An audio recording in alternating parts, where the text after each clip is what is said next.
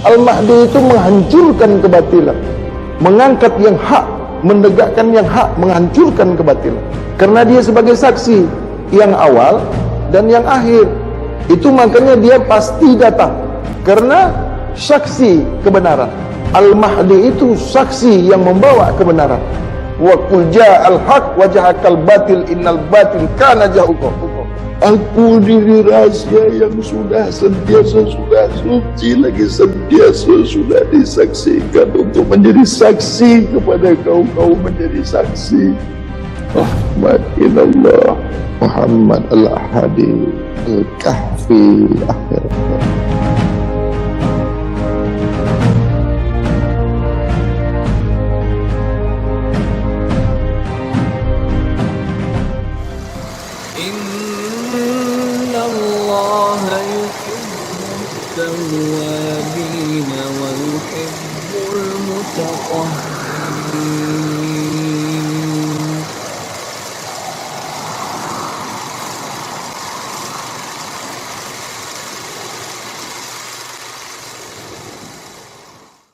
Kaum berkesucian tidak menyombongkan dirinya, tapi fakta yang berbicara.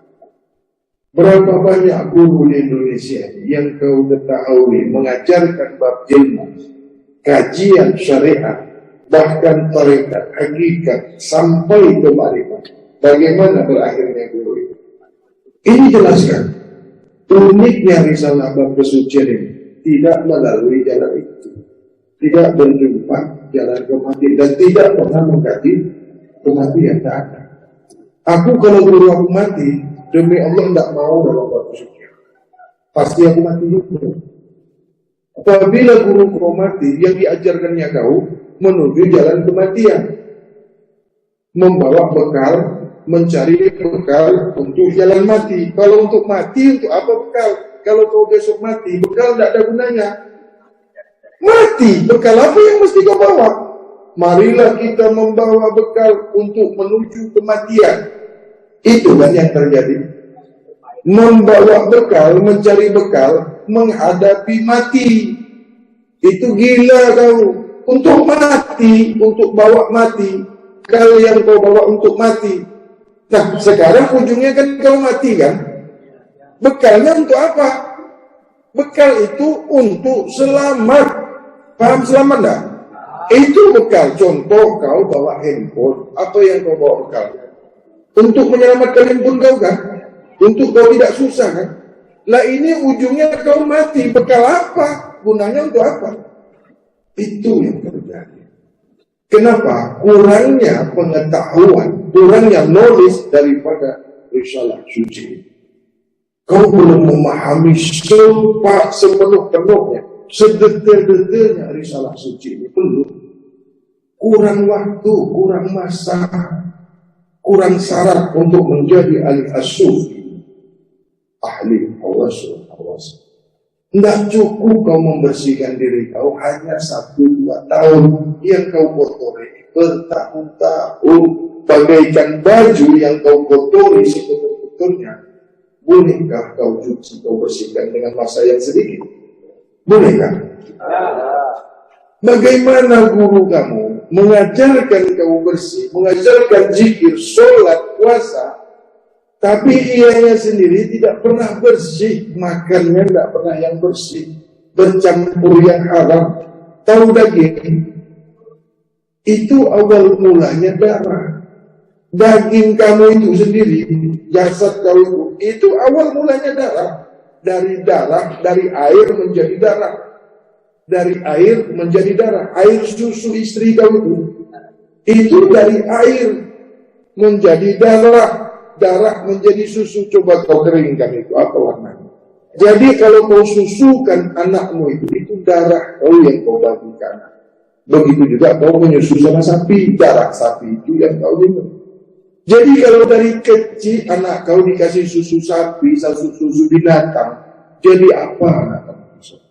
Besok dia besar melawan, kurang ajar, kau salahkan anak kau, tahu yang salah mengajar. Itu kan yang terjadi. Jadi kalau kau dari air yang kotor, diletakkan di istri kau yang kotor juga, yang istri kau makan yang kotor. Selama dia mengandung, anak kau itu makan yang kotor terus-terusan. Apa yang keluar dari kandungan yang kotor? Ini kan yang terjadi. Ini membersihkannya kapan? 2 hari, 2 bulan, begitu kan? Jadi apa besok? Sudah berpengalaman, sudah tahu, sudah melihat banyak guru itu berpenyakit kanker, diabetes, stroke paling banyak, dialisis atau cuci darah, gagal ginjal. Itu yang paling banyak penyakit guru. Tapi guru penipu. Adakah seorang guru, adakah seorang penyampai risalah atau penyampai bab ilmu, dia sendiri tidak sehat, dia sendiri tidak pakai ilmunya? Sampaikah ilmu yang kau ajarkan itu, yang kau sendiri tidak selamat? Contoh, menyampaikan risalah, menyampaikan satu kajian, yang ianya duduk di kursi roda. Itu guru gila, tidak malu kau? Banyak kan seperti itu? Itulah yang terjadi. Menyampaikan satu risalah, satu ilmu yang kau tidak boleh berdiri, tidak boleh berjalan, kau sendiri berjalan didorong di kursi roda. Tidak malu kau mengaku kau seorang guru. Contoh apa yang kau bagi? Pelajaran apa yang kau kaji? Apa yang kau bagi kepada murid yang kau sendiri tidak mampu untuk sehat? Mati kau pun matinya di rumah sakit. Bahkan menderita, menangis berhari-hari, didatangi murid, akhirnya dimandikan murid, disembayangkan murid, ditanam murid. Begitukah seorang guru? Tiap tahun, ulang tahun kematian. Hari kematian Yesus sama dengan kau peringati hari kematian guru kau. Wafatnya Isa Almasih, wafatnya guru kau, setiap tahun kau ulang tahun kan yang mati. Itu kan ajaran siapa itu? Itulah kebodohan demi kebodohan, tipu daya setan karena gurunya guru setan. Kalau kau di dalam risalah kesucian tidak pernah orang mati di ulang tahun kan? Ini hak, ini fakta. Pernah tidak dengar wafatnya Isa Almasih? Setiap tahun kan dirayakan? Guru kau wafatnya guru kau. Marilah kita peringati wafatnya guru, begitu kan? Tapi berani tidak kau ucapkan di luar sana? Mati kau dibakar orang. Buka akal, buka pikir. Di mana bedanya? Kau memperingati hari kematian guru kau. Orang Kristen memperingati hari kematian Yesus. Yesus mati, diperingati. Katanya Tuhannya, wah, Tuhan wafat. Tapi itu kan yang terjadi kan? Begitu juga guru wafat, guru mati, guru meninggal. Ilmunya di mana? Nyanyian kau sampai ke langit ke-19, uraian kau sampai kau esa kepada Tuhan kau, itu kau jadi gila. Tahu gila? Boleh esa ke Tuhan kah? Tauhidnya di mana? Sampai begitu, makrifat itu begitu. Esa ke Tuhan meliputi dirinya, begitu kan pengkajian makrifat. Jadi hantu kau itu, makanya mati kau macam itu. Begitulah kau mati, tersiksa karena Tuhan kau meliputi diri kau. Pengkajian makrifat kan macam itu. Zikir sana, zikir sini, matinya tersiksa. Kalau memang zikir kau bagus, doa kau bagus, kenapa sekaratul maut kau tidak keluar doa? Doalah. Selama kau hidup, selama kau mengajarkan, wahai guru, selama kau mengajarkan satu bab ilmu, mengajarkan doa, mengajarkan zikir, beribu-ribu murid kau ajarkan doa. Mati kau kenapa tidak doa? Waktu nyawa kau sudah di leher itu, kau nyawa, cuma kau doa dulu. Ada tidak sekaratul maut? Ketika sekaratul maut itu, ketika nyawa kau syirat mustaqim itu, atau syirat nyawa kau di ujung dada kau itu, atau di ujung nafas kau, coba baca dulu. Semasa hidupnya mengajarkan doa kan? Mengajarkan zikir kan? Kenapa ketika nazar itu, kenapa kau ketika kau mau mati itu, kenapa tidak keluar doanya? Bahkan kau yang didoakan. Bacalah. Pernah tidak kau tengok guru-guru itu, mau mati dia, mau sakaratul maut, baca doa? Tidak pernah satu, termasuk Nabi. Nabi tidak pernah mau membaca doa. Bahkan tidak menyebutkan kalimat tauhid. Nabi sudah sentiasa, sudah bersih, sudah suci. Tak perlu baca ini, baca itu. Selamat Nabi. Karena diri Zat Maha Suci suka kepada diri yang sentiasa mensucikan diri. Bukan kepada ahli zikir. Tidak ada. Katanya zikir, tapi mau mati, hilang zikir. Ahli doa, sepanjang-panjangnya kau berdoa. Ketika kau berhadapan nazar, ketika kau berhadapan dengan kematian, doa kau satu doa. Bahkan kau yang dibacakan doa. Iya enggak? Bahkan muridnya yang mendoakan dia. Jadi guru yang mengajarkan berdoa itu untuk mendoakan dia. Itu kan terbukti. Terbukti kan? Aku kalau mau doakan aku besok, putus hubungan murid dengan guru. Kalau kau lihat jasadku, kalau kau lihat aku mati, jangan lagi kau lihat, kau dengar saja kematian menghampiri. Kau jadikan WC pembuangan tai kau di sebelah kepala, kau kencing di sebelah. Tidak usah kau lihat kuburan. Masukkan kotoran kau itu setiap hari Jumat sehingga hari Sabtu di kuburan kau. Apabila besok kau jumpa kematian, itu bagian dia. Mana bukti Al-Baqarah 222? Mana bukti Fussilat ayat 54? Mana bukti At-Taubah? Kau tanya buahkah yang dilaksanakan? Adakah dia menjafas setiap pandangannya, setiap pendengarannya, setiap rasa di hati, perjalanan langkah kaki, setiap apa yang dihayalkan? Pernahkah si guru penipu itu suci? Kalau kau sebenar-benar bersih, sebenar-benar suci, kau kembali asma yang suci, kau kembali af'al yang suci, kembali sifat yang suci, sempurnanya zat diri yang sedia suci, awal mulamu rahasia, kembali kau kembali diri rahasia. Tapi apa yang terjadi sekarang? Ngakunya wali, orang gila dikatakan wali, orang nyanyuk dikatakan wali, orang nyakal disebut wali, terkencing di tempat tidur dikatakan wali, naik kursi roda dikatakan wali, dikubur dikatakan wali. Itu kan yang terjadi. Pernah kau lihat Nabi naik kursi roda?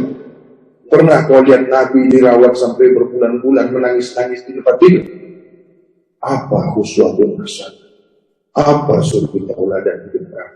Siapa yang kau lihat contoh hidup dan hidup? Tidak pernah Nabi meminta upah, tidak pernah Nabi menuntut gaji, tidak pernah Nabi mengatakan letih. Pernah. Tidak ada syarat dan mahar. Siapa kau di sini yang pernah membayar mahar? Siapa di sini kau yang pernah membayar uang pengajian risalah bab suci? Tunjukkan kau. Ada kau bawa syarat-syarat, ada kau membayar uang sekolah di Nur Mutiara Al Barcelona. Jangan-jangan kalian ini ada menyogok-nyogok ketua ini. Kalian bayar uang sekolah diam-diam. Coba kamu ngomong sekarang. Aku berhentikan sekarang ketua di depan kau. Kenapa aku tidak menetapkan bayaran pengajian uang sekolah dari sana suci? Karena aku itu tidak pernah membayar. Nabi tidak pernah mengajarkan suci.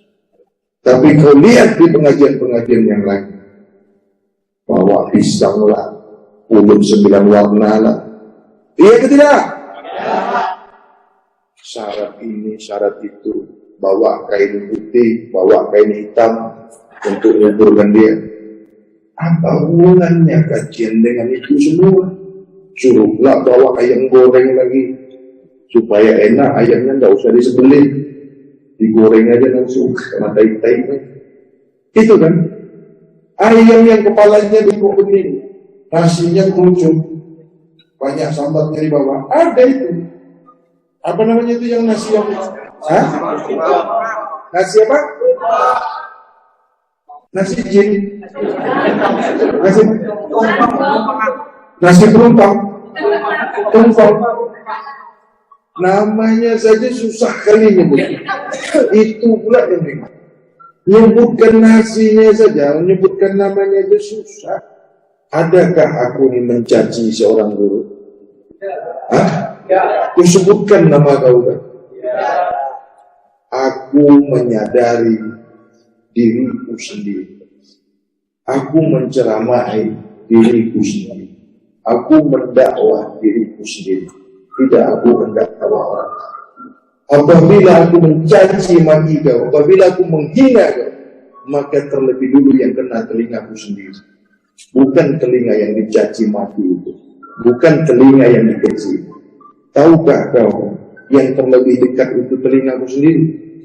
Jadi apabila aku mencaci kau, siapa dulu yang kena? Diri sendiri. Itu paham, itu prinsip daripada risalah Tuhan.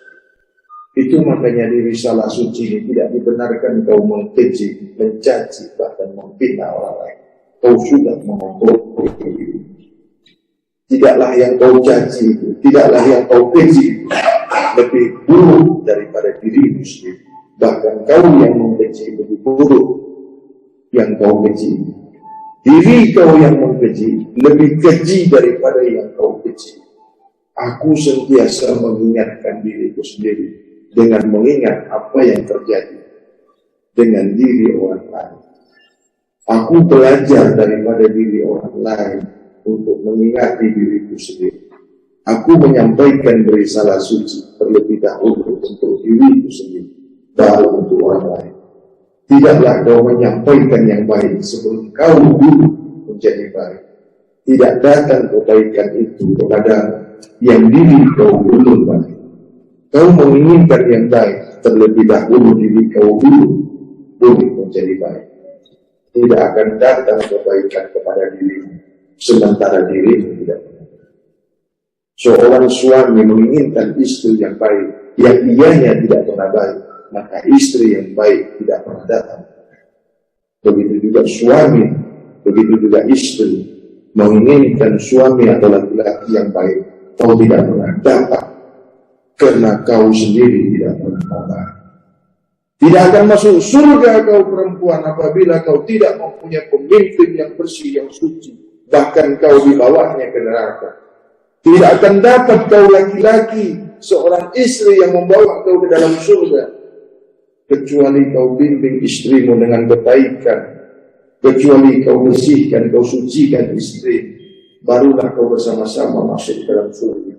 Apabila kau dikehendaki, apabila kau ditakdirkan ke surga, wahai suami, istrimu tinggal di neraka, maka kau ditarik kembali, dimasukkan ke neraka. Karena istrimu tanggung jawabmu sendiri, tidak boleh kau lepas. Siksa neraka istri itu kau yang menanggungkan. Seorang istri tinggal di neraka, menarik suaminya yang di dalam surga kembali masuk ke neraka. Seorang suami yang ditakdirkan ke surga tidak akan boleh masuk sebelum istrinya duduk di dalam surga. Paling enak jadi istri kan? Makanya jadi perempuan aja lah. Suami masuk surga tidak boleh masuk sebelum istrinya duduk di surga. Suami ke neraka, istrinya tidak mau ikut. Tengok. Kau pikir kalau kau ke neraka, istri kau mau ikut? Ada tak yang mau ikut ke neraka? Ada tak yang ikut ke neraka? Matilah kau sendiri dengan. Tapi kalau kau ke surga, tidak boleh kau masuk sebelum dia. Betapa mudahnya perempuan masuk surga. Betapa mudahnya perempuan istri itu menjangkau surga. Sebegitu mudah, tapi tidak mau. Rasulullah bersabda, sungguh-sungguh perempuan itu seluruhnya masuk ke surga. Banyak perempuan itu yang masuk ke surga, tapi lebih banyak lagi yang tidak mau. Nabi sudah menakdirkan perempuan itu, istri itu, masuk ke surga, tapi dirinya sendiri yang menolak dimasukkan. Karena kebodohan, kejahilan, ketidaktaatan kepada suami. Maksudnya harus dapat suami bersih dan kalau kotor suami kau kesetan lah begini. Suami kau kotor makan bangkai, makan yang berdarah, ke surga kau dibawanya itu. Mulutnya aja bau bangkai, badannya keteknya bisa mati, kau bisa pingsan kau ciumnya, tapi kau cium juga. Karena kau setan, kan setan kau itu kalau udah jelas-jelas suami kau makan bangkai, makan yang buruk, mau juga kau tidur sama suami kau itu. Siapa kau itu? Siapa yang tidur dengan setan? Alangkah naifnya, alangkah jahilnya kau, bodohnya kau. Mau kau tidur sama setan, pakaian kau saja kotor, tidak mau kau pakai kan? Suami kau setan, mau kau ditidurinya? Airnya itu air apa itu? Kalau suami kau makan yang kotor, airnya, tahu airnya? Tidak paham? Kotor itu. Kalau jadi anak setan. Kau tengok nanti kalau anak kau besar. Itu makanya susah sekali dididik, susah sekali diajarkan. Sembahyang.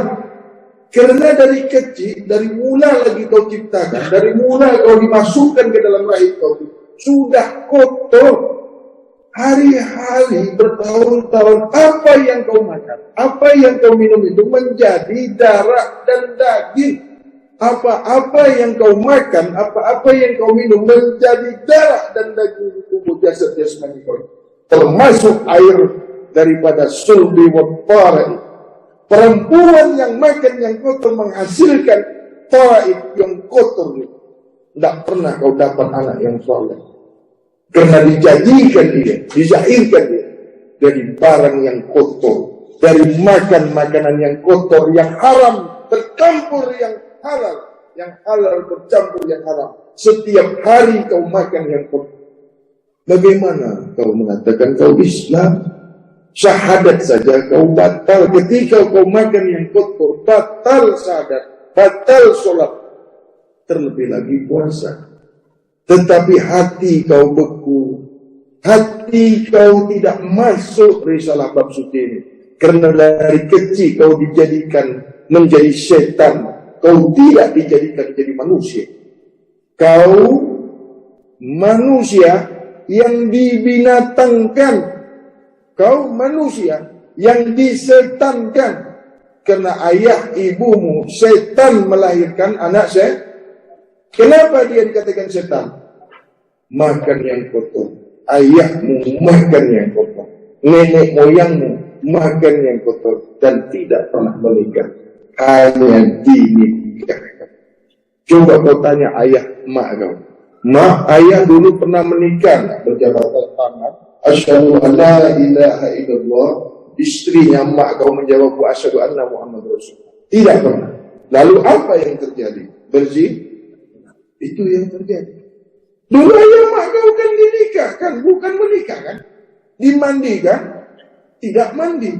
Dimakankan, tidak makan. Itu yang terjadi. Kenapa tukang menikahkan seperti itu? Karena dia juga menikah seperti itu. Dia tidak mengajarkan menikah, tapi mengajarkan hanya dinikah. Coba kau lihat Kristen, macam mana menikahnya Kristen ini? Kau laki-laki, maukah perempuan di hadapanmu ini menjadi istrimu? Mau katanya, atau tidak menjawab? Yang laki-laki itu yang perempuan, mau nggak laki-laki ini menjadi suami kau? Bro pun begitu juga. Coba kau nikahkan bro itu. Bro, mau nggak bro yang ini menjadi istri kau, bini kau? Apa kata bro? Nggak menjawab. Begitulah cara menikahkan kau. Kau bukan dimanusiakan, tapi kau dibinatangkan. Karena cara mengawinkan, menikahkan kau sama dengan mengkawinkan binatang. Dan cara kau hidup, cara kau bersetubuh, cara kau mendatangi istrimu, cara binatang. Karena yang kau makan binatang, darah daging binatang itu, sifat binatang itu masuk di tubuh jasad jasmani kau, membentuk karakter binatang di dalam tubuh manusia. Maka manusia setengah binatang. Tidak pernah kau dapat berjaya. Itu yang terjadi. Itu yang sering kau lihat. Itu yang sering kau nampak. Tapi kau mendustai dan kau lihat. Tidak pernah Nabi mengajarkan seperti itu. Itu kan yang terjadi.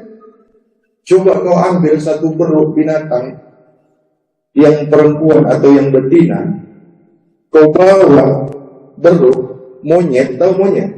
Kau pernah lihat monyet tak?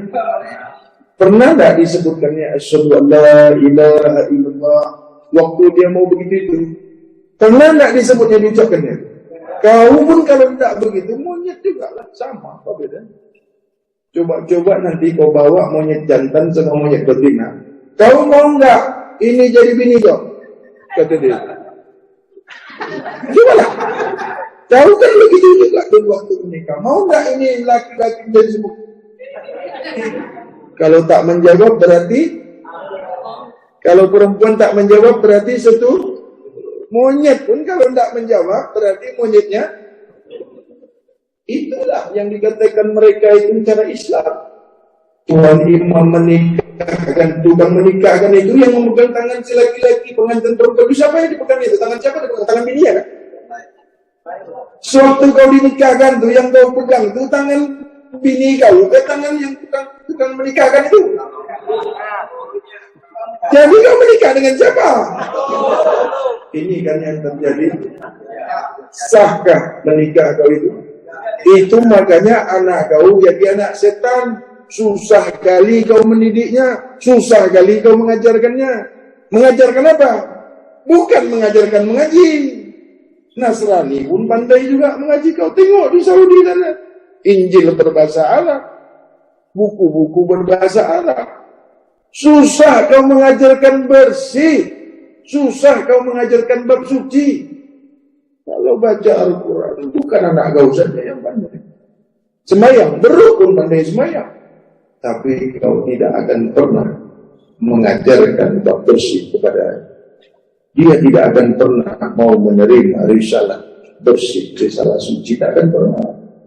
Karena aslinya di dalam dirinya itu bukanlah al-insan syirhi wa ana syirhu wa sifatihi. Tidak berlaku di situ.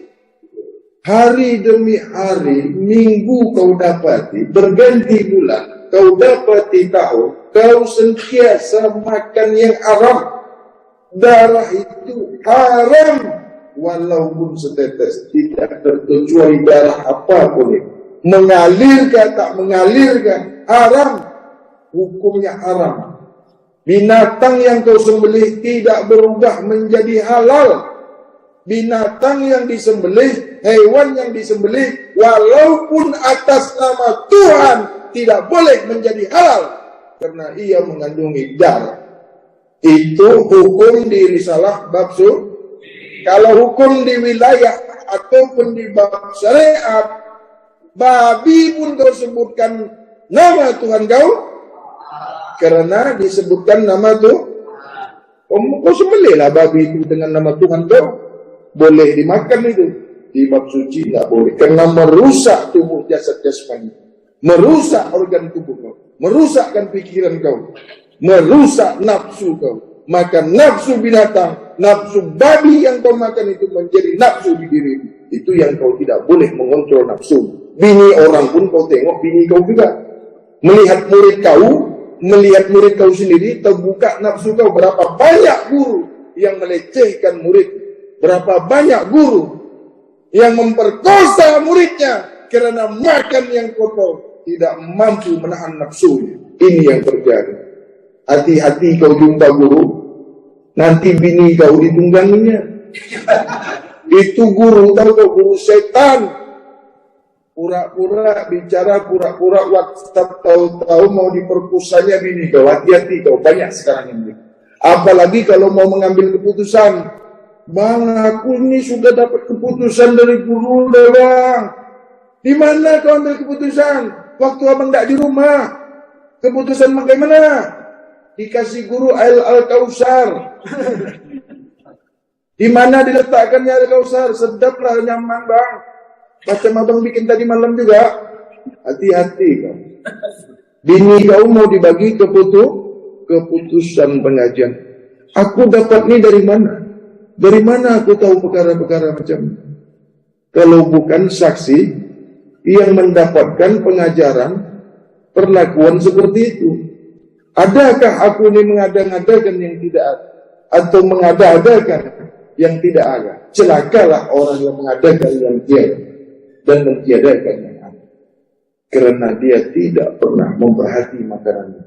Orang yang tidak pernah memperhatikan makanannya bukanlah manusia. Sesungguh-sungguhnya manusia itu sentiasa memperhatikan apa yang dimakannya, apa yang masuk ke tubuhnya saja seperti itu. لو كان بيننا الحبيب لدنا القاصي والقريب من طيبة قبل المغيب طالبا قرب الحبيب. Malaikat itu maksudnya perbuatan baik. Nyatanya malaikat itu perbuatan yang di sini dia berjumpa, tidak ada bedanya dia. Yang kotor yang bersih itu dia sama-sama. Jadi susah kau untuk menentukan mana yang baik, mana yang buruk, mana yang haram, mana yang halal, mana yang Islam, mana yang kafir. Karena di sini berjumpa.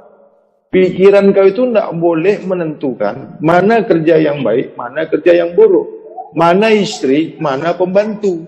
Tidak bisa kau bedakan di sini nih. Kau tidak boleh membedakan mana istri kamu, mana pembantu kamu. Paham tidak nih? Hati-hati sama pembantu ya. Mana istri kamu, mana istri orang. Kau nggak bisa bedakan. Lihat ini nah. Bersatu enggak? Satu. Nah. Tidak ada. Begitu juga dia. Setan sama iblis itu, malaikat itu sama. Bukan sama bentuknya, bukan sama wujudnya. Dia sama-sama menempati hati kamu itu. Di dalam hati kamu itu ada dua istana. Begitu juga di pikiran, begitu juga di pusat. Apalagi yang di bawah pusat kau itu. Jadi kalau kau masukkan yang kotor, di sini, ini kan tempat masuk yang kotor. Di sini tempat masuk yang bersih. Di tenggorokan kamu ini berjumpa. Ini namanya halkun. Halkun kedudukan nyawa yang dibungkus jiwa itu. Pembungkusnya jiwa itu.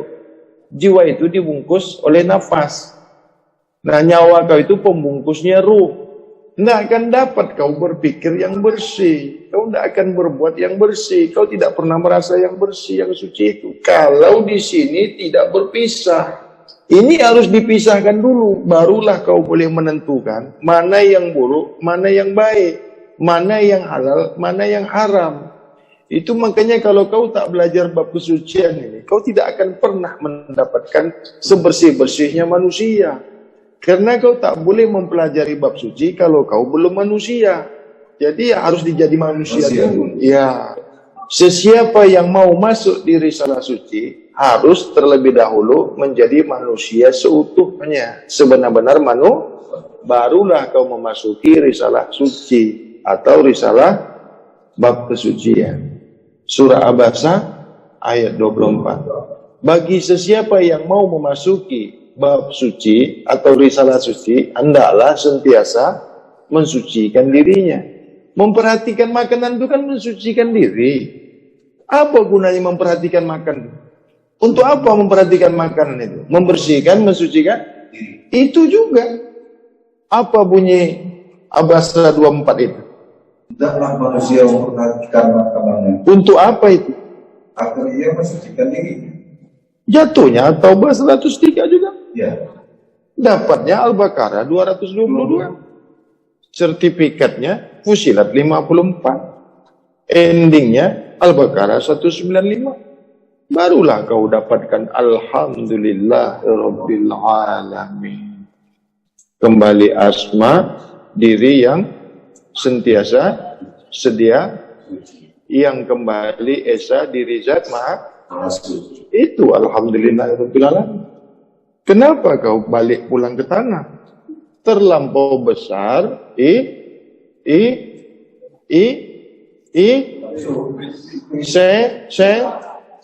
terlalu besar di situ iblisnya, sehingga istana malaikat kalah.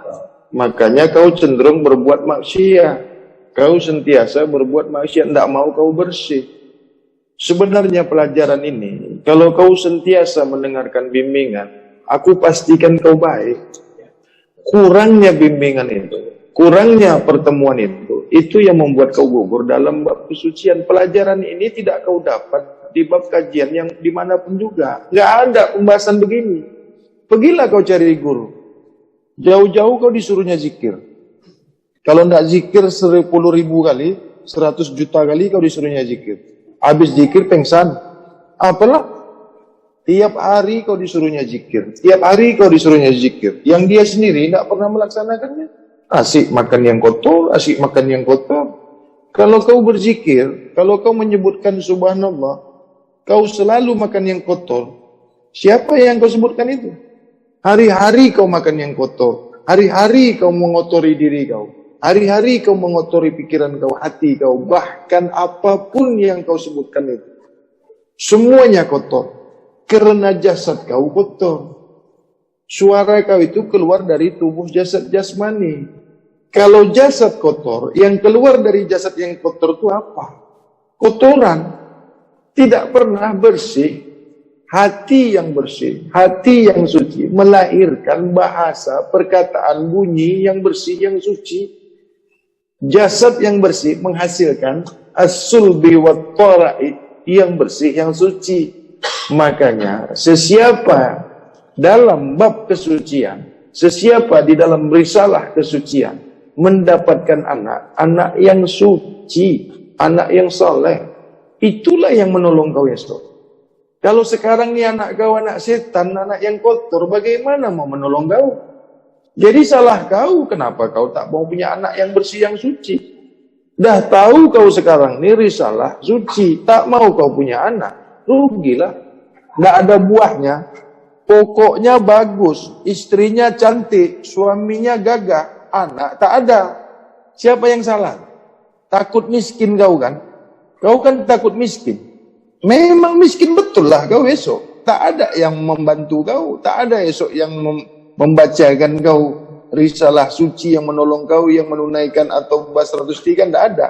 Karena anak yang kotor, anak yang tidak berbudi luhur, yang tidak berbudi baik, yang tidak belajar bab suci, tak pandai melaksanakan atau bahas 103. Membersihkan, mensucikan diri itu, laksanakan atau bahas 103.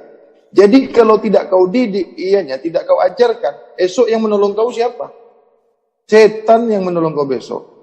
Yang membacakan Yasin, besok kau terbujur kaku, itu yang membacakan Yasinnya setan, karena dia makan yang kotor. Itu besok yang membacakan surat Yasin untuk kau. Ketika diri kau terbujur kaku, ketika kau diletakkan di tengah-tengah keramaian, beramai-ramai orang melihat kau, beramai-ramai orang mendatangi kau untuk meminta di mana Al-Quran, seraya membacakan Al-Quran. Tahu kau yang membacakan kau besok itu? Yang makan binatang, yang berbuat keji dan mungkar, mulutnya ke sana kemari memfitnah orang. Tahu? Membicarakan orang, memfitnah orang, makan yang kotor, makan tai, tiap hari berbuat zina, tiap hari berbuat keji dan mungkar. Itu yang membacakan kau surat Yasin besok. Yang dibacakan itu untuk siapa? Siapa yang dibacakan? Kalau setan yang membacakan kau surah Yasin, jadi setan sama saya. Begitulah bila kau sudah terbujur kaku. Bagaimana kau tidak punya anak yang soleh, beramal baik, beramal bersih, beramal suci? Di mana? Kepada siapa esok kau minta doa? Kenapa kau tak mau punya anak lagi? Istri kau makan yang bersih, kau makan yang bersih. Air yang keluar dari tubuh jasad jasmani kau itu, air yang bersih, air yang suci. Orang yang sentiasa menunaikan at-taubah 103, membersihkan, mensucikan air sulbi wa tara'i yang kau titipkan di rahim istrimu yang bersih, yang suci pula. Maka bercahaya apabila keluar dari rahim yang bersih dan suci. Tak mau kau punya anak begitu. Memang setan lah kau itu. Tak kepingin kau punya anak suci, bersih, Dipandang aja cantik, gagah, bagus, sejuk hati memandangnya. Lucu, diajarkan Al-Quran, diajarkan mengaji, cepat dia menangkap. Walaupun bunyinya ndak lurus, tapi sudah tahu ayatnya. Sudah tahu hurufnya, ndak susah mengajarnya. Walaupun Bismillahirrahmanirrahim, Alhamdulillahirrahmanirrahim, Allahummanirrahim, Ana onta layim. Tapi kan sudah bunyi. Karena lidahnya belum tepat, tajwidnya belum tepat, itu tidak masalah. Tapi kan sudah dapat. Begitu kalau tahu, kalau kau mau tahu anak yang bersih akalnya, bersih jiwanya, tidak susah mengajarkan Al-Quran. Cepat dapatnya. Tinggal sedikit-sedikit memperbaiki. Emaknya pun tidak susah. Tidak sering sakit, tidak kurang ajar, tidak melawan sama orang tua. Tapi anak yang dilahirkan setan, dibesarkan setan, disimpan di rahim setan, itu nanti anak kau jadi bajingan. Karena bikinnya pun dengan cara bikin setan. Yang dimakan pun makanan, itulah kau melahirkan, membesarkan anak setan. Besok kau dimatikannya. Kenapa begitu? Karena rezeki kau itu kau dapat dari hal yang tidak baik. Rezeki kau dapat dari yang haram. Sudah pasti yang kau dapatkan anak haram juga lah. Untuk apa kau besarkan anak haram? Buang aja. Dibawanya kau ke neraka. Dimasukkannya kau ke neraka. Anak setan di mana dibawanya kau? Besok pun dia dapat suami, besok pun dia dapat istri. Kalau anak kau anak setan, suaminya suami apa? Menantu kau menantu bagaimana?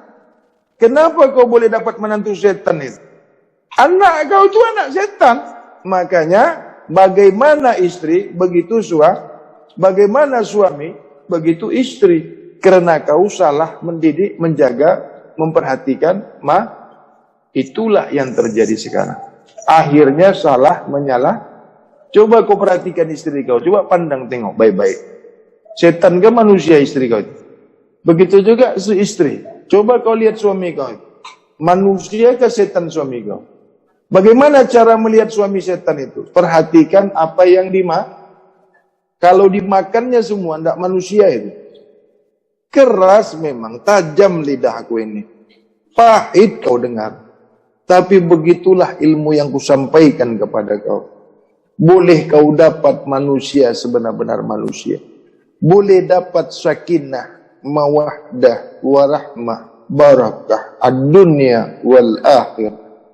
Tidak kau dapat kesenangan dunia, tidak kau dapat ketenangan dunia, apabila kau sendiri tidak mau memulai dari yang bersih kepada yang suci. Tidak kau dapat keluarga yang sakinah itu, kedudukan sakinah itu, kalau kau tidak memulainya dari diri kau sendiri. Berapa banyak orang hidup dan hidup dalam kehidupannya tidak pernah mendapatkan ketenangan. Dikatakannya ia kaya, dikatakannya dia punya harta, punya jabatan, tapi tidak pernah merasakan tenang. Hidupnya gundah gulana. Kemana saja dia tidak tenang. Dapat duit banyak, banyak juga habisnya. Merasa kaya, banyak juga utangnya. Bergelimang dosa. Karena kau dapat kekayaan kau dari hasil yang tidak baik. Dari hasil menipu. Dari hasil korupsi. Makanya mati kau besok masuk ke dalam tanah. Kau tidak menyadari apa-apa yang kau dapat itu dengan cara yang tidak baik. Dengan cara yang tidak halal. Dengan cara yang salah. Tapi kau tidak pernah mau mengakuinya. Kau tahankan juga.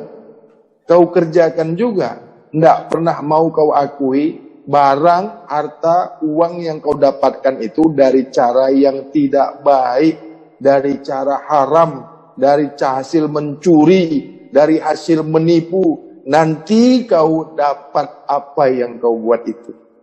Dari mana kau dapat? Kemana kau buat? Kau akan menerima apa-apa yang pernah kau buat itu. Hancur diri kau, binasa diri kau. Ketika kau menghadapi kematian. ketika kau menghadapi syiratul maut. Jangan lagi kau mau berhadapan dengan kematian. Sekarang saja kau pura-pura kaya, padahal kau miskin. Kau pura-pura pandai, padahal kau bodoh. Kau pura-pura sehat, padahal kau sakit. Kau merasakan sehat, padahal begitu banyak penyakit kau. Kau merasa kaya, padahal begitu banyak utang kau. Untuk apa kau hidup dalam kepura-puraan? Apa saja kau pura-pura. Hidup kau pura-pura. Karena kau tidak pernah belajar hidup. Kau hanya hidup ikut-ikutan. Kenapa kau salah makan, merusak diri kau, merusak kesehatan kau? Karena kau tidak pernah belajar makan. Kau hanya ikut-ikutan makan. Kau hanya dibagi makan. Pernahkah kau dulu belajar hidup? Pernahkah kau belajar makan? Begitu juga kau Islam ikut-ikutan. Kau tidak pernah belajar Islam. Kau hanya mengaku Islam. Tidak pernah belajar apa itu Islam. Kenapa aku katakan kau tidak pernah belajar makan? Apa saja yang dikasih makan kau makan. Ingat enggak? Ingat enggak masa kecil? Apa saja yang dikasih makan kau makan kan? Tai pun kau makan, najis pun kau makan, racun pun kau makan ketika kau masa ke. Itulah ku sampaikan, itulah ku katakan kau tak pernah belajar makan. Sampai ketika ini kau pun tak tahu apa yang boleh dimakan, apa yang tak boleh dimakan. Semuanya kau makan. Ini dikatakan kau tak pernah belajar makan. Kenapa kau hidup kau susah? Kenapa hidup kau miskin? Kenapa hidup kau tidak tenang? Karena kau tidak pernah belajar hidup. Kau hanya ikut-ikutan hidup. Kau hanya ikut-ikutan Islam. Ayah mak kau katanya Islam, kau pun kata tapi tidak pernah kau Islam. Orang hidup tahu ikut-ikutan hidup. Kau lihat ayah mak kau makan, kau pun ikut-ikutan makan. Jadi apa yang dimakan ayah mak kau, itu yang kau mak. Ayah mak kau makanan-makanan setan, memakan makanan setan, makan makanan binatang, kau juga ikut makan makanan setan. Itulah kau anak setan. Karena ayah mak kau juga. Paham ini? Inilah yang banyak terjadi. Esok ketika kau di mizan, ketika kau didakwa, ketika kau ditanya, terjadilah salah menyalahkan. Ayah menyalahkan emak, emak menyalahkan ayah, emak menyalahkan anak, anak menyalahkan ibu, ibu menyalahkan ayah. Maka kesemua kau binasa. Celakalah kau yang tidak pernah mau bersih. Celakalah kau yang tidak pernah mau suci. Celakalah kau yang tidak mau memperhatikan makan. Celakalah kau yang tidak pernah mau Islam. Celakalah kau yang tidak pernah mau sentiasa membersihkan, mensucikan diri. Tiadalah keredaan, tiadalah kasih dan sayang diri Zat Maha Suci kepada kau. Kemana esok kau kembali? Kemana esok kau berpulang? Pasti kau binasa, pasti kau celaka, karena kau bukan manusia. Kenapa kau bukan manusia? Kau tidak pernah memperhatikan apa-apa yang kau makan. Kau tidak pernah memperhatikan apa-apa yang kau masukkan ke tubuh jasad jasmani. Abasa ayat 24. Beserta itu dua yang berpisah. Itu beserta, bersama-sama. Contoh, bersama-sama makan. Yang satu makan, yang satu makan juga. Ini dikatakan bersama. Kalau esa, yang satu tidak makan, yang satu makan, yang satu merasakan, yang satu makan. Itu dikatakan esa atau meliputi. Sebagaimana contoh, esa itu bagaikan minyak dengan wangi. Sehingga minyak itu sudah tidak terlihat lagi. Sehingga minyak itu sudah tidak nyata lagi. Yang nyata di situ, paham ini? Ini dikatakan meliputi. Bersama itu, kebalikan esa. Tidak menyatu dia, tidak berjarak, dan tidak bersentuhan. Esa itu dekat, tidak jauh. Kebalikan esa itu kan berjarak. Aku, kau ini kan berjarak. Esa itu tidak ada jarak. Beda lagi dengan meliputi. Ya. Jadi dua yang bersatu tuh, Cip. Ketika di hal keadaan masa tazali itu, inilah yang mengotori pikiran. Ya. Sehingga tak dapat menentukan, tak dapat memilih mana yang bersih, mana yang kotor, mana yang halal, mana yang haram. Karena istana malaikat, istana iblis tadi itu, dia sama kuat, sama besar. Semakin lama dikotori, semakin lama dimasukkan benda yang haram, benda yang kotor. Ini iblis ini semakin besar, sehingga keseluruhannya menjadi setan, menjadi iblis. Roh itu tak mau lagi di situ. Ini kebinasaan. Jadi kalau kaedah hanya memilih, menjaga, memperhatikan tuh, dan melaksanakan taubah. Kalau itu ya. Ya. Dan taubah itu final itu, Cik. Okay. Itulah sangat kuat itu. Ya, tadi Yang Mulia ada menyebut, ya, sepaham saya, sempurnanya kedudukan mensucikan akan diri itu, apakah dia terhenti hanya dengan 2 kerja buat? Yang memilih makan apa yang dimasuk, itukah yang akan merujuk kepada 195 Al-Baqarah? Membuka kajian 195, Cik. Ya. Bukanlah meminta persaksian. 195 itu tidak memerlukan lagi persaksian. Berpikir bahwasanya membersihkan, mensucikan diri itu mesti menghabiskan hartanya sehabis-habisnya. Nah, sekarang bagaimana awal kau datang? Bagaimana awal kau dizahirkan? Ada tak yang kau bawa semasa kau beranak? Tidak ada, Yang Mulia. Walaupun selembar benang, memang tidak ada dalam kedudukan bertelanjang. Bagaimana ketika kau kembali, ketika kau mau menjadi rahasia kembali, macam mana kalau masih ada sebesar zarah yang kotor di diri kau itu? Boleh menjadi diri rahasia enggak? Awalnya kau ini diri rahasia. Akhirnya, kembalinya kau diri rahasia. Jadi kalau masih ada dosa kau, masih ada kekotoran kau boleh kembali diri rahasia enggak? Tidak boleh. Nah, jawabnya, apakah harta kau itu sehabis-habisnya atau dosa kau itu, kekotoran kau, bagaimana mau membersihkan kekotoran kau itu? Itu dengan apa membersihkan kekotoran kau? Bacalah Taubah 103 itu. Baliknya ke situ juga, Yang Mulia. Nah, jadi kembali lagi ke permasalahan ke diri masing-masing. Supaya jangan banyak kau membayar At-Taubah 103 itu. Boleh sedikit kau membayar zakat. Cakaplah dosaku ini 2 ringgit aja. Kan mudah kan? Iya. Aku bagi tahu kau caranya. Macam mana kau ini boleh ringan untuk melaksanakan At-Taubah 103. Ya. Kan mudah. Jadi kalau kau merasa banyak dosa kau, kotor kau, sebagaimana kau membasuh baju kau itu, cobalah kau tengok baju kau itu.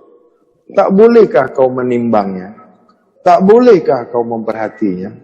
Baju kau itu kotor kah? Setengah kotor kah? Sangat kotor kah? Kau tak boleh merasakannya.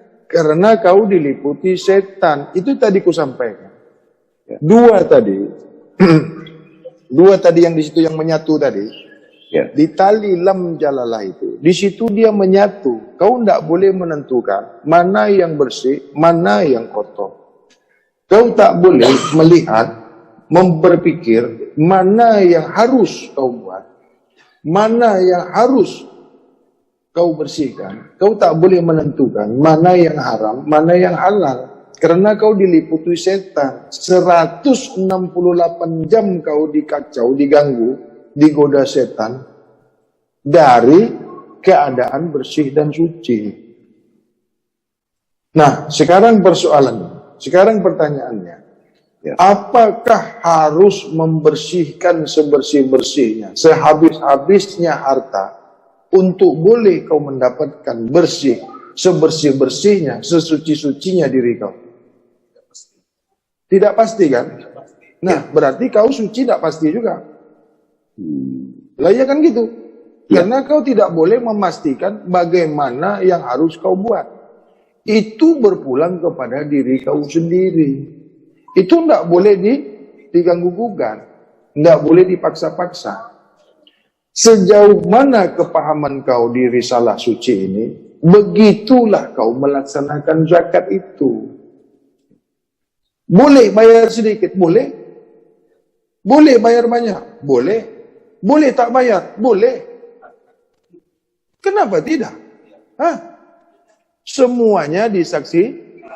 Berpulang kepada diri masing-masing. Yang tak bayar zakat, kusaksikan juga kau. Tapi tidak kusaksikan kau manusia ya. Oh, enak kali kau. Tetap disaksikan. Oh, disaksikan tetap. Malah lebih dulu kau kusaksikan. Yang lain belum kusaksikan, kau dulu yang kusaksikan. Ya. Macam kucing kan tidak pernah bayar zakat kan? Ya. Mudah sekali, tidak susah. Di mana susah? Kristen saja itu bayar zakat. Buddha, Buddhis, Hindu bayar zakat. Kau Islam bab suci pula. Muka kau aja suci, jiwa kau kotor. Muka kau saja suci, hati kau busuk, hati kau kotor. Begitu cantiknya murid aku. Oh, bukan main, ada yang macam bintang apa ini? Film star. Tengok. Oh, bukan main lagi. Cantik-cantik, gagah. Wah, molek. Tengok muka dia. Mesti disaksikan. Itulah persaksian. Jadi itu tidak boleh dipaksakan. Tidak boleh. Itu kedudukan masing-masing murid. Kalau kau mau suci sesuci-sucinya, wahai istriku, wahai Amirul Mukminin, aku ini istri kau ya Rasulullah. Aku bersaksi berserta engkau ya Rasulullah. Aku ikut kemanapun kau pergi. Aku bersaksi bahwasanya kau ini adalah pesuruh diri Zat Maha Suci yang kau sudah diredai. Apabila aku mengikut engkau, sebegitulah aku bagaikan minyak dengan wangi. Kuserahkan segala hartaku dari ujung rambutku sampai ujung kakiku. Apabila kurang, ambil tulang rusukku. Apabila masih lagi kau memerlukan atau tidak cukup dengan harta atau apa-apa kepunyaan. Apa yang disampaikan Rasulullah kepada istrinya itu? Kau ingat bab suci ini hadiahnya basikal ya? Hah? Kalau basikal hadiahnya, tak payah jauh-jauh lagi bayar zakat. Tak payah. Sudah kan? Sudah ku jawab kan? Apakah sampai sehabis-habisnya? Apakah separuh? Apakah sedikit? Itu berpulang kepada kamu. Jadi kalau ada yang sungguh-sungguh menunaikan zakat, kau jangan sakit hati. Duit siapa? Duit kau kah? Kenapa pula kau yang sakit hati? Dah duit bukan kau, duit kau pula yang marah. Kecuali dia bayar zakat pakai duit kau, paham? Kau tengok orang di luar sana itu. Apa dikata dia? Jangan bayar zakat. Duit dia kah kau bayar zakat? Hah? Tapi dia yang sakit hati kan? Itu setan yang nyata. Tapi kalau bayar dengan dia, mau dia. Paham ini? Duit kau kau yang paham, kau yang masuk di salah suci, dia tak tahu kena mengena, dia pula yang sakit hati. Sudah paham ini? Nah, di mana yang mau kau tanyakan lagi? Apakah menunaikan ayat At-Taubah 103 itu, atau melaksanakan sesuci-sucinya diri, sehabis-habisnya harta kamu, sehingga kau tidak punya lagi apa-apa, itu berpulang kepada kepahaman kau sendiri. Bawalah harta kamu, pikul harta kamu, seberapa mampu kau esok memikulnya, seberapa mampu besok kau membawa harta kau itu. Kan fair kan? Fair kan? Hah? Ya, yang mulia. Jadi kalau aku ditanya, macam mana ini melaksanakan zakat ini, mau sehabis-habisnya atau bagaimana? Tidak boleh. Cara menjawabnya begitu. Ini terjadi kontroversi. Ada yang mengatakan harus habis-habisnya. Besok macam mana makan? Anak aku macam mana? Ayah aku macam mana? Utang aku macam mana? Itu kau belum boleh melaksanakan. Selagi kau berhutang, bayarkan hutang kau dulu. Belum boleh kau bersih. Belum boleh kau suci. Kalau ada sangkutan sama orang lain, bayarkan sangkutan kamu dulu. Itu kan dosa. Mana lagi yang mau kau tanyakan? Jangan kau laksanakan At-Taubah ini, kau masih tersangkut sana, sangkut sini. Mana yang kau mau tanyakan lagi? Habis, sudah terjawab? Begitu. Harus kau bayar itu. Bersihkan harta kamu itu. Harta itu dosa yang sudah menumpuk. Menumpuk harta itu dosa yang sudah menumpuk-numpuk, yang sudah banyak. Harus dibersihkan dulu. Kalau hartanya tidak bersih, apa yang mau dizakatkan? Bayar zakat ini dengan harta yang sudah bersih. Belanja makan ini dengan belanja uang yang sudah bersih, uang yang sudah kau zakatkan. Nanti kau malah beli yang sayur-sayur, uang kau tak pernah kau zakatkan, masih kotor juga itu. Uang yang kau makan itu, yang kau belikan makanan itu, sudah terlebih dahulu dizakatkan, sudah bersih uang itu. Jangan uang yang kau dapat itu terus kau beli makanan, kotor juga. Walaupun kau makan sayur, makan yang bersih, hasil daripada yang kau beli itu, atau uang pembelinya, atau pembeli makanan itu, haram. Hukumnya masih kotor. Duit kalau belum bayar zakat, itu masih tergolong kotor. Paham tak nih? Nah, begitu. Bayarkan zakatnya dulu. Nggak usah banyak-banyak, nggak usah 2 ringgit aja, kan murah.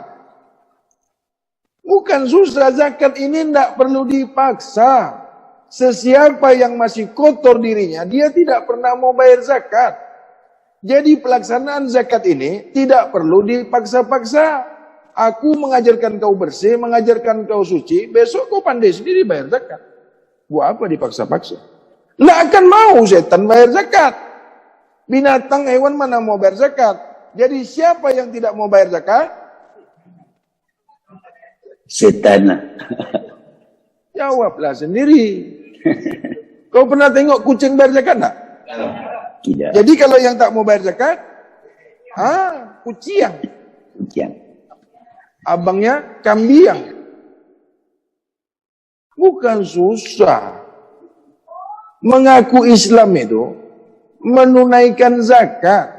Siapa yang tidak mau melaksanakan menunaikan zakat, gugur Islamnya. Sebab itu rukun daripada Islam.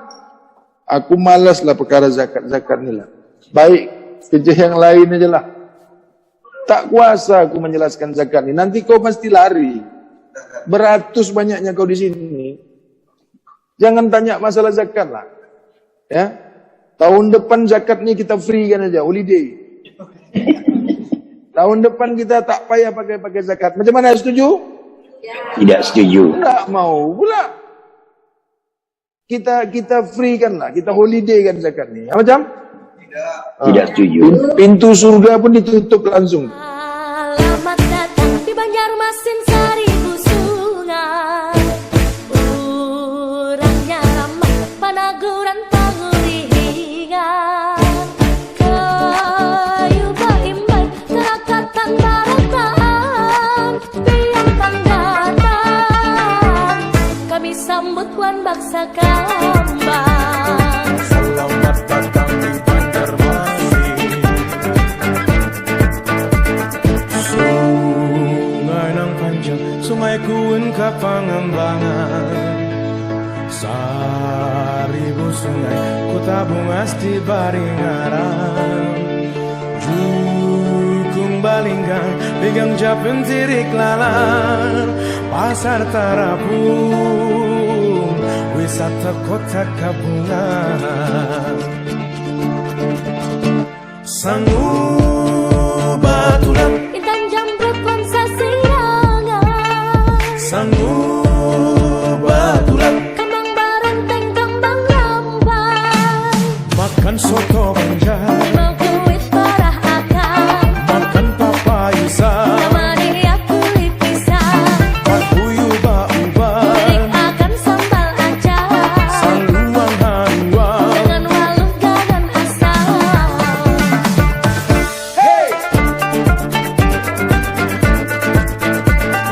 Selamat datang di Banjarmasin. Sungai nang panjang, sungai kuin ka pangembangan. Seribu sungai, kota bungas di baringaran.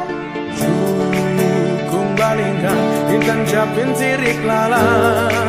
Pasar Tarapung, wisata kota Kabungan. Sangu batulan, Intan Jamrut Wan Sasirangan. sangu batulan, Kembang barenteng, kembang rambang. makan soto banjar, Mau kuit parah akang, makan papayusa, namanya kulit pisang. pakuyu bauban, Akan sambal acar, saluang haluang. dengan waluh gagan asam. Selamat datang di Banjarmasin kota beriman. Selamat datang pian singa ulun sana. Pian pang dan daman, Jua kondangan, pian pang dan daman. kami jua keringangan. لو كان بيننا الحبيب